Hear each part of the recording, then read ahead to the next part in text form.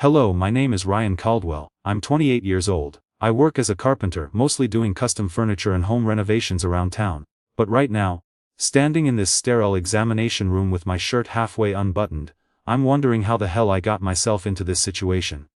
Dr. Elena Ramirez looks up from her clipboard, her dark eyes meeting mine with an intensity that makes my breath catch. She's maybe 42, 43 with silver threading through her black hair that she keeps pulled back in a neat bun. Professional, controlled, everything I'm not feeling right now. It's a routine exam, so take it off, she says, her voice steady and clinical, but her eyes, God. Her eyes are saying something completely different. There's a flicker there, something that makes the air between us feel charged, electric. My hands freeze on the third button of my flannel shirt. This isn't how it was supposed to go. This isn't how any of this was supposed to happen. Let me back up. Let me tell you how I ended up here. Heart pounding. Trying to read the unreadable expression of a woman who's been consuming my thoughts for the past few months. It started on one of those perfect autumn days, when the leaves were just beginning to turn, and the air had that crisp bite that made you want to breathe deeper. I was finishing up a kitchen renovation for the Thompsons when Mr. Thompson mentioned his wife needed to see a doctor about some persistent back pain. You should see Dr. Ramirez, he said, wiping sawdust off the new countertop I just installed. She's new in town, opened her practice about 6 months ago, really knows her stuff. Fixed up my shoulder when I thought I'd need surgery. I wasn't really listening at first. I was focused on adjusting the cabinet door that wasn't hanging quite right, but then he added, she's around your age, single from what I hear. Might be worth checking out if you know what I mean. I looked up then, raising an eyebrow. Mr. Thompson, are you trying to set me up with your doctor? He chuckled. That deep laugh of a man who'd been married 40 years and thought everyone else should be too. Just saying, son, you've been alone too long since Jessica left. Might be good for you to get out there again. Jessica, my ex-fiancée, who decided 2 years ago that a small-town carpenter wasn't ambitious enough for her big city dreams. The wound had mostly healed, but it still ached sometimes, like an old injury before rain. I didn't think much more about Dr. Ramirez until a few weeks later, when I was working on a built-in bookshelf for the library, and managed to catch a splinter under my fingernail that went deeper than I could handle with tweezers and stubbornness. The thing was throbbing, getting red around the edges, and I finally admitted I needed professional help. The medical office was in one of the renovated Victorian houses downtown, painted a soft blue with white trim. Very different from the sterile medical complexes I was used to. There was something welcoming about it, homey even. I walked in expecting a typical doctor's office experience. The kind where you sit in uncomfortable chairs reading magazines from 3 years ago while fluorescent lights buzz overhead. Instead, I found myself in what felt more like someone's living room. Warm lighting, actual artwork on the walls, plants that looked healthy and cared for. The receptionist, an older woman with kind eyes, took my information and told me Dr. Ramirez would see me shortly. I settled into a chair that was actually comfortable and tried not to think about how my work clothes probably made me look out of place. That's when she appeared. Dr. Elena Ramirez stepped into the waiting room and I swear the temperature shifted. She was beautiful, but not in the obvious way that makes men stupid. It was something subtler. The way she carried herself, confident without being arrogant. The way her eyes seemed to take in everything at once, assessing, understanding. Mr. Caldwell. Her voice had this slight rasp to it. Like she'd spent years learning to speak with authority in rooms full of people who might question her expertise. I stood up suddenly, very aware of the sawdust on my jeans and the fact that I probably smelled like wood stain. That's me, Ryan. She smiled then, just a small upturn at the corners of her mouth. But it transformed her entire face. Come on back. Her office was an extension of the waiting room's warmth. Medical diplomas hung next to what looked like original watercolors. A small succulent garden thrived on the windowsill. This was a person who understood that healing involved more than just clinical expertise. So, what brings you in today? She asked, settling behind her desk with the kind of grace that suggested she was comfortable in her own skin. I held up my hand, showing her the angry red swelling around my index finger. Splinter went deeper than I thought, and I'm pretty sure I made it worse trying to dig it out myself. She nodded, putting on reading glasses that made her look both more professional and somehow more approachable. Let me take a look. Her hands were warm when she took mine. Turning my finger to examine the wound in the light. Her touch was gentle but confident. The hands of someone who knew exactly what she was doing. You're right, it's infected but not badly. We can take care of this easily enough. She looked up at me over her glasses. You said you made it worse trying to fix it yourself. Carpenter. How'd you guess? The collie says. The way you hold your hands. My father was a carpenter. There was something in her voice when she mentioned her father. A softness that made me want to know more. She worked on my finger with steady precision, cleaning out the infection and removing the splinter with tools that made my amateur attempts look barbaric. We talked while she worked. Easy conversation that flowed naturally. I learned she'd moved here from Chicago, wanted a smaller practice where she could actually know her patients. She learned I'd grown up here. Taken over my father's carpentry business when he retired. Normal getting to know you conversation, but there was something underneath it. A current of awareness that made every casual touch of her hands feel significant. There, she said finally, bandaging my finger with careful precision. Keep it clean and dry for a few days. It should heal up fine. Thank you. I flexed my finger experimentally. The relief was immediate. What do I owe you? Insurance will cover most of it. Susan at the front desk will sort out the rest. I should have left then. Should have thanked her again and walked out. Maybe made some joke about trying to avoid splinters in the future. Instead, I found myself lingering. You said your father was a carpenter. She nodded, removing her gloves and washing her hands at the small sink in the corner. In Mexico before we came here, he built beautiful things. Furniture mostly. But some cabinetry work too. What made you become a doctor? Instead of following in his footsteps, she turned back to me and for a moment her professional mask slipped. I saw something vulnerable underneath, a glimpse of the person beneath the white coat. He died when I was 16. Construction accident. I spent a lot of time in hospitals after that. Watching my mother try to navigate a system that didn't always make room for people like us. She paused, seeming to consider how much to share. I guess I wanted to be the kind of doctor I wished we'd had then. The honesty of it hit me in the chest. This wasn't small talk anymore. This was real. And I found myself wanting to match her openness. I'm sorry. That must have been incredibly hard. It was. But it also gave me purpose. She smiled again. That transformation of her whole face. What about you? Always want to be a carpenter. Actually, I wanted to be an architect when I was younger. Had all these grand plans for designing buildings that would change the world. I laughed. But there wasn't much humor in it. Life has a way of adjusting your expectations. What changed? The question was simple, but the way she asked it suggested she genuinely wanted to know. When was the last time someone had asked me that? When was the last time I'd really thought about it? My dad had a heart attack my senior year of college. Mild one, but it scared him. He needed help with the business and I was good with my hands, good at building things. It felt like the responsible choice. I shrugged. Turned out I loved it more than I expected. There's something satisfying about creating something tangible, something that will last. Do you ever regret not finishing architecture school? Most people when they asked questions like that were really just waiting for their turn to talk. But Elena was listening. Really listening with the kind of attention that made you want to be more honest than you usually were. Sometimes, especially when I'm working on a project, and I can see how the space could be better. More functional, more beautiful. But then I finish a piece of furniture that's going to be in someone's family for generations and I remember why I do what I do. We stood there for a moment in comfortable silence, and I realized I didn't want this conversation to end. I didn't want to walk out of this office and go back to my regular routine of work and solitude. I should let you get back to your other patients, I said, though I made no move toward the door. Actually, you're my last appointment of the day. The words hung between us, loaded with possibility. I could feel my heart picking up speed. That familiar flutter of attraction mixed with uncertainty. Well, then, I said, surprising myself with my boldness, would you maybe want to get coffee sometime? I mean, if you drink coffee or tea or whatever. She tilted her head slightly, studying me with those dark eyes. For a moment, I thought she was going to say no, and I prepared myself for the gentle rejection that would let me preserve some dignity.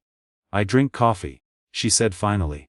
But Ryan, you should know I'm 43 years old. I'm not sure what you're looking for, but if it's something casual, something temporary, I'm not interested. The directness of it caught me off guard, but I respected it. No games, no pretense, just honesty. I'm looking for someone real, I said. Someone who knows who they are and isn't afraid to be that person. Age is just a number. She smiled then, a real smile that reached her eyes. Coffee sounds nice. We met that Saturday at the small cafe downtown, the kind of place that roasted their own beans and served them in mismatched mugs that somehow made the coffee taste better. I got there early.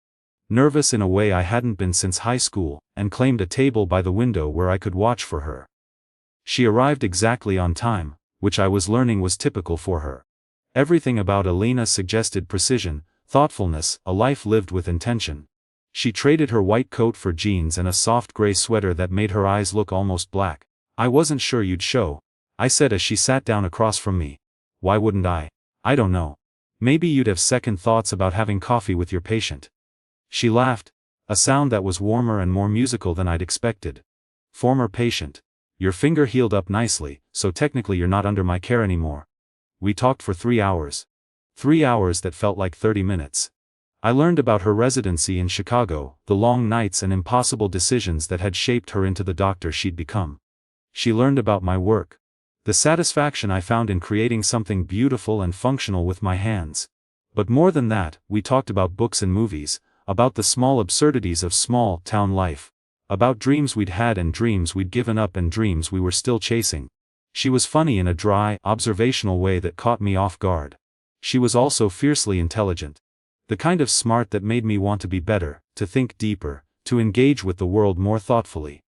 When the cafe started closing around us, I realized I didn't want the day to end. "Would you like to see something?" I asked as we walked out into the cool evening air. "That depends on what it is." I led her to my workshop, a converted garage behind my house where I did most of my custom work. I'd never brought a woman there before, not even Jessica. It was my sanctuary. The place where I went to think and create and lose myself in the rhythm of building something from nothing. I flipped on the lights, suddenly seeing the space through her eyes. The organized chaos of tools and wood scraps, the half-finished projects in various stages of completion, the smell of sawdust and wood stain that had seeped into every surface.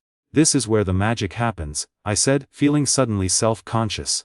But Elena walked slowly through the space, her hands trailing over surfaces, examining the work in progress with the same careful attention she'd given my injured finger.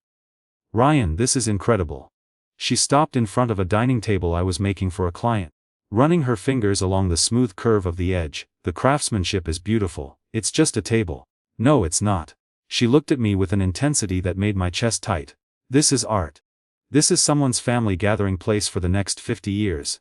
This is legacy." The way she said it with such conviction and understanding made something shift inside me. Jessica had always seen my work as a stepping stone to something better, something more prestigious. Elena saw it for what it was, a calling, a craft, something worthy of respect. "My father would have loved this," she said quietly, still running her hands over the wood. "He always said, you could tell everything about a person by the way they treated wood. Whether they worked with it or against it. What do you think he'd say about me?" She turned to face me, and in the warm light of the workshop, she looked younger, softer, more vulnerable than she had in her office. "I think he'd say you understand that wood has its own wisdom, its own story to tell, and that you're patient enough to listen." We were standing close now. Close enough that I could smell her perfume. Something subtle and warm that made me think of autumn evenings and quiet conversations. Close enough to see the flecks of gold in her dark eyes. "Elena." I started, not sure what I was going to say. "I should go," she said. But she didn't move away. "This is complicated." "Why? Because you're older than me. Because I'm your doctor. Because this is a small town and people talk. Because I've been hurt before and I'm not sure I'm ready to risk that again." Her honesty was like a punch to the gut. But I appreciated it. No games. No pretense, just the truth laid out between us like blueprints for something we might build together. "I've been hurt too." I said. My ex-fiancée decided I wasn't ambitious enough for her. Said I was content to stay small when she wanted to go big. Were you content to stay small? The question made me think, really think about what I wanted from life. I was content to build a life that mattered, even if it wasn't flashy. I thought that was enough. Maybe it wasn't for her, but maybe it is for someone else. She studied my face in the workshop light, and I could see her weighing something, making some internal calculation that would determine what happened next. "I should go," she said again. "But this time." She moved closer instead of away. "But I don't want to." "Then don't." The kiss was inevitable. Had been building since that first moment in her office when she'd taken my hand to examine my finger. It was soft and tentative at first. A question more than a statement. But when I felt her respond, when her hand came up to rest against my chest, it deepened into something that felt like recognition, like coming home. When we finally broke apart, she rested her forehead against mine. both of us breathing harder than we had been a moment before. "This is crazy," she whispered. "The best things usually are." Over the next couple of months, we fell into a rhythm that felt both natural and impossible. Coffee dates that turned into long walks. Dinners at her house where she cooked elaborate meals while I told her about my day. Evenings in my workshop where she'd sit reading while I worked. The comfortable silence broken only by the sound of tools and turning pages. We were careful at first, aware that small towns had big eyes and even bigger mouths. But gradually, we stopped caring as much about what other people thought and started caring more about what we were building together. She told me about her marriage in her 20s to a fellow medical student who'd wanted a wife who would support his career while putting her own on hold. She told me about the years of trying to have children that never came, and how that failure had slowly eaten away at everything else, until there was nothing left worth saving. I told her about Jessica, about the engagement ring I'd spent months' earnings on, about the plans we'd made for a life that never materialized. I told her about the loneliness of the past 2 years. The way I'd thrown myself into work to avoid thinking about what was missing. "Do you want children?"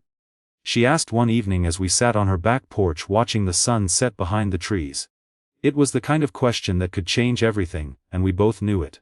I thought about it carefully, honestly. "I want a family," I said finally. "Whether that's children we have together or children we adopt or just the family we create out of the people we choose to love. I want someone to build a life with." She was quiet for a long time. And I wondered if I'd said the wrong thing, pushed too hard too fast. "I'm 43, Ryan. Even if we wanted to have children together, it might not be possible. And if it's not, does that change how you feel about me, about us?" She looked at me then, really looked at me as if she was seeing me for the first time. "No," she said quietly, "it doesn't." That night, for the first time, she stayed over at my house. We made love with the kind of desperate tenderness that comes from finding something you thought you'd lost forever. Afterwards, lying in the darkness with her head on my chest, I felt more complete than I had in years. "I love you," I whispered into her hair, not sure if she was awake to hear it. "I love you, too," she whispered back, and I felt her smile against my skin. But even as we grew closer, there were complications. The town was small enough that people noticed when Dr. Ramirez's car was parked outside Ryan Caldwell's house overnight. There were whispers, speculation. The kind of small-town gossip that could make life uncomfortable for someone trying to build a medical practice. "Maybe we should cool things down for a while," Elena said one morning over breakfast. Not quite meeting my eyes. "Just until the talk dies down," or I said, reaching across the table to take her hand. "We could give them something real to talk about." She looked up then, confused. "What do you mean?" I hadn't planned it. Hadn't thought it through the way I probably should have. But sitting there in her kitchen with the morning light streaming through the windows, and the taste of her coffee still on my lips, it felt like the most natural thing in the world. "Marry me." The words hung in the air between us and I watched her face cycle through surprise, fear, hope, and something that might have been panic. "Ryan, we've only been together a couple of months. I've known you were the one since that first day in your office. Everything since then has just been confirmation." She pulled her hand away, standing up and moving to the window, her back to me. "This is crazy. We're at completely different stages of our lives. People will say you're having a midlife crisis, or I'm robbing the cradle, or people will say whatever they want to say regardless. The question is, do you love me enough to build a life together despite what anyone else thinks?" She turned around then and I could see tears in her eyes. "Of course I do. But marriage is complicated. There are legal implications, financial considerations, the practice I'm trying to build." "Elena," I stood up and crossed to her, taking her face in my hands. "I'm not asking you to figure out all the logistics right now. I'm just asking if you want to try, if you want to take the leap with me." For a moment, I thought she was going to say no. I could see the fear in her eyes, the weight of all the practical considerations that made this seem impossible. Then she kissed me, fierce and desperate.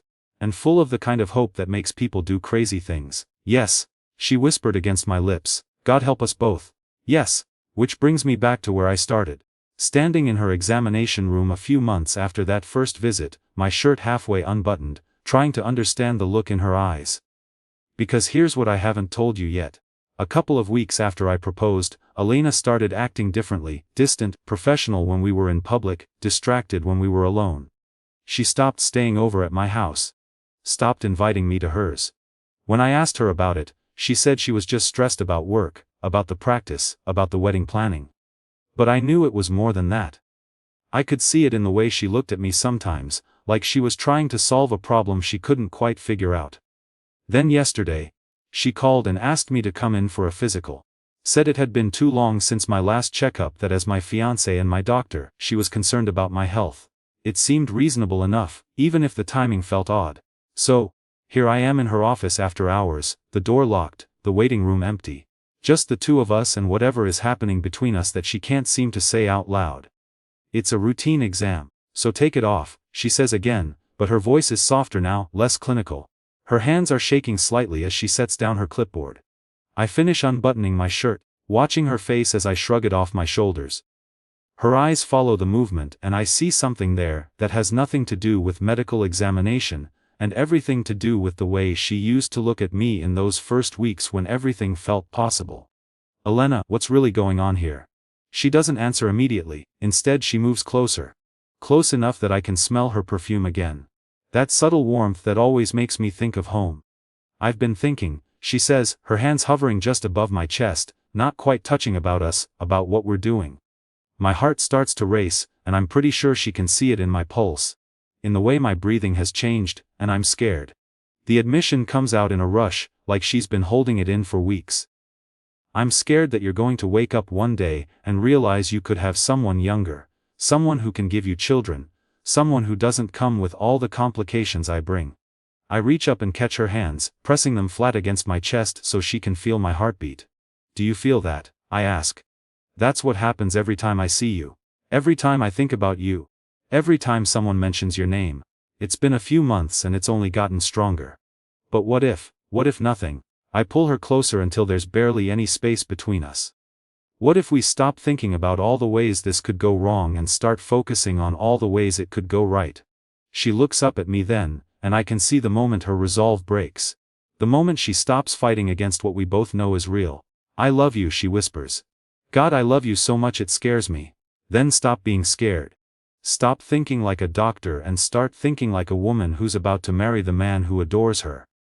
The kiss this time is different from that first one in my workshop. It's not tentative or questioning. It's sure, decisive, the kiss of a woman who's made up her mind. When we break apart, she's smiling through her tears. So, she says, her hands still pressed against my chest. How's your heart rate, Mr. Caldwell? Elevated, I say, grinning. Dangerously so. I might need ongoing monitoring. I think that can be arranged. She reaches for her stethoscope, and for a moment, I think she's actually going to continue with the examination. Instead, she sets it aside and starts unbuttoning her own shirt. Elena, we're in your office. It's after hours. The door is locked and I'm the doctor here. Her eyes meet mine with that same intensity from earlier, but now I can read what they're saying. I think I need to conduct a very thorough examination. And if someone sees your car in the parking lot, let them see. She steps closer. Close enough that I can feel the warmth radiating from her skin. I'm tired of hiding. Tired of worrying about what everyone else thinks. If we're going to do this, if we're going to get married and build a life together, then we need to stop apologizing for loving each other. She's right and we both know it. The town will talk regardless.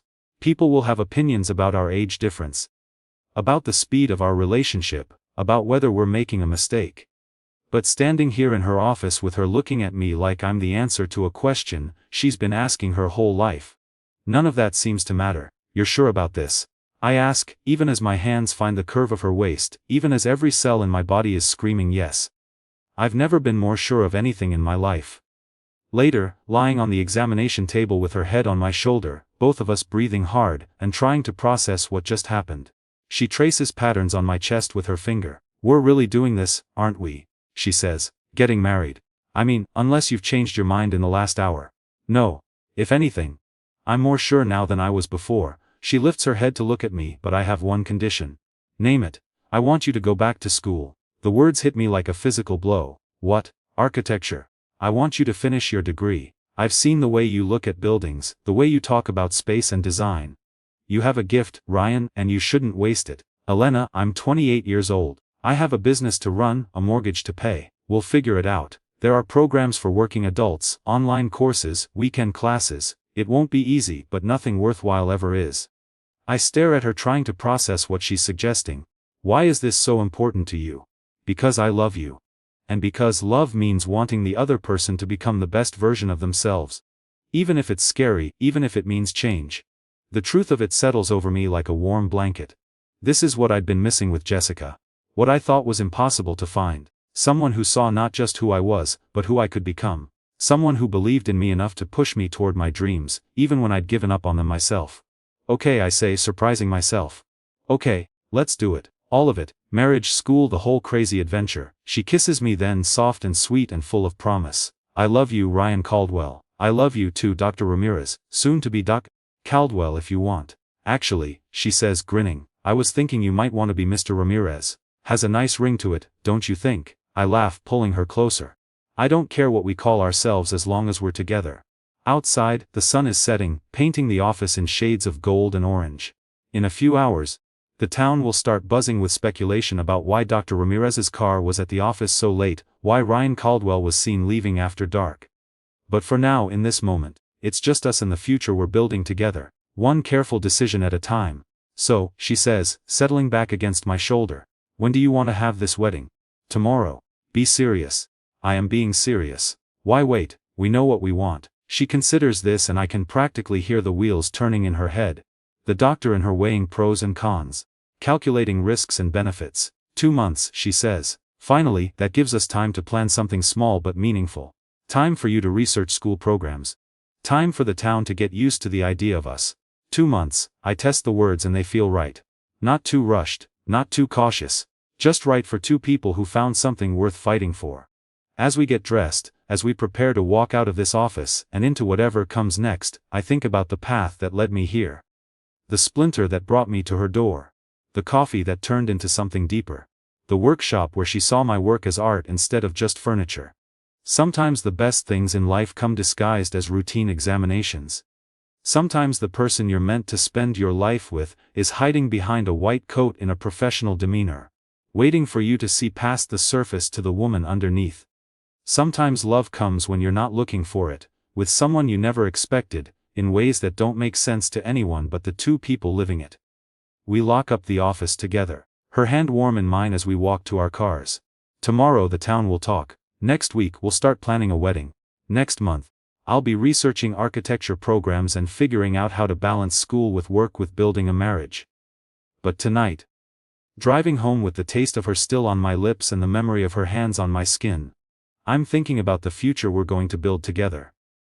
The house we'll design, the life we'll create, the love we'll nurture through all the complications and challenges that lie ahead. Because that's what love is really. It's not just the moment you realize you can't live without someone. It's the decision to keep choosing them day after day through routine examinations and grand gestures, through fear and hope and everything in between. And as I pull into my driveway, as I look up at the stars and think about the woman who just turned my whole world upside down in the best possible way, I know I'll keep choosing Elena Ramirez for the rest of my life, even if her eyes will always say something different than her words. Sometimes the door to a new life looks like a small inconvenience. A splinter, a checkup, a routine appointment at 6 p.m.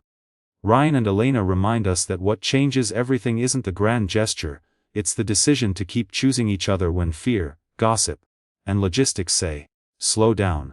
Love isn't a feeling that rescues you, it's a partnership that raises your standards. It's the person who sees your craft as legacy, not a placeholder. It's the voice that says, go back to school. Not to fix you, but to free the part of you you left behind. Their story reframes courage, not the absence of fear, but honesty in the same room as risk. They don't solve every problem, they agree to build anyway. That's the lesson. Don't wait to be unafraid. Choose the person who tells the truth, who believes in your becoming, and who will be seen with you even when the town is watching. The right love doesn't shrink your life to fit comfort. It expands your life to match your potential. If this touched something in you, tell me in the comments. What's one dream you've set aside that someone who truly loves you would insist you revive? And if you've ever chosen a future over other people's opinions, share that moment. Your story might be the splinter that nudges someone else toward courage. If you want more stories and reflections like this, about love, risk, and building a life that lasts, hit subscribe and turn on notifications. Stay grow. Build with us.